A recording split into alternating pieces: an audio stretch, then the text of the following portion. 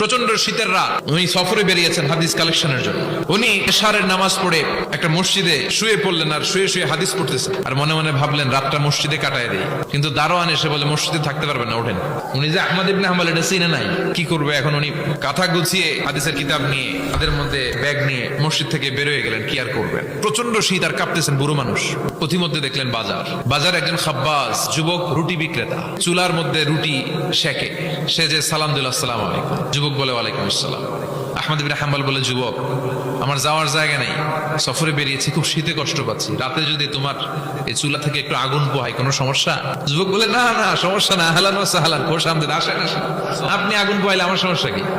আল্লাহ শুকরিয়া করে উনি বসলেন আর আগুন পোহাচ্ছেন। আর খেয়াল করলেন যুবক রুটি বানায় আর পরে আস্তাগফিরুল্লাহ, রুটির দলা বানায় পরে আস্তাগফিরুল্লাহ, রুটি নিয়ে উনুনের ভিতরে চুলার ভিতরে সেকা দেয় আর পরে আস্তাগফিরুল্লাহ। ইমাম আহমদ ইবনে হাম্বল তো অবাক, কি রে এটা আবার কেমন যুবক, খালি আস্তাগফিরুল্লাহ। উনি প্রশ্ন করলেন, যুবক ঘটনা কি?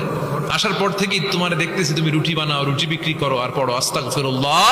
যুবক বলে, আস্তাগফিরুল্লাহ আমার সবচেয়ে বেশি পছন্দের আমল, আমি সব সময় আঠার মতো ইস্তেগফারের সাথে লেগে থাকি আর সব সময় পড়তে থাকি আস্তাগফিরুল্লাহ, আর এর বদৌলতে আল্লাহ আমারে মুস্তাজাবুদ দাওয়া বানিয়ে দিয়েছে।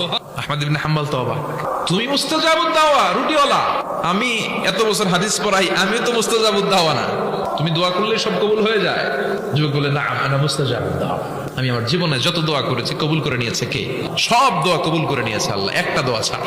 কি সেই দোয়া? যুবক এবার বলতে শুরু করলো, আমার জীবনে যে দোয়াটা আল্লাহ কবুল করে নাই সেটা হচ্ছে আমি আল্লাহর কাছে অনেক চেয়েছি, অনেক দোয়া করেছি যে আল্লাহ, শুনেছি এই জামানার সবচেয়ে বড় মুহাদ্দিস, তার নাম নাকি ইমাম আহমদ ইবনে হাম্বল, আল্লাহ তোমার কাছে আমার চাওয়া আমি যেন এই ইমাম আহমদ ইবনে হাম্বল দেখে মরতে পারি, আমি যেন ইমাম আহমদ ইবনে হাম্বলের হাতে হাত রেখে মুসাফা করতে পারি আর তার কপালে একটা চুমু এঁকে দিতে পারি। আহমদ ইবনে হাম্বল আবেগপ্রবণ হয়ে গেলেন, চোখের পানি ছেড়ে দিলেন, বললেন, যুবক তোমার এই দোয়াটাও কবুল হয়ে গিয়েছে।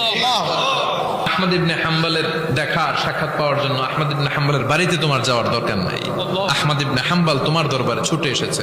আনা আহমদ ইবনে হাম্বল মুহাদ্দিসুদ দাহর, আমি নিজেই আহমদ ইবনে হাম্বল।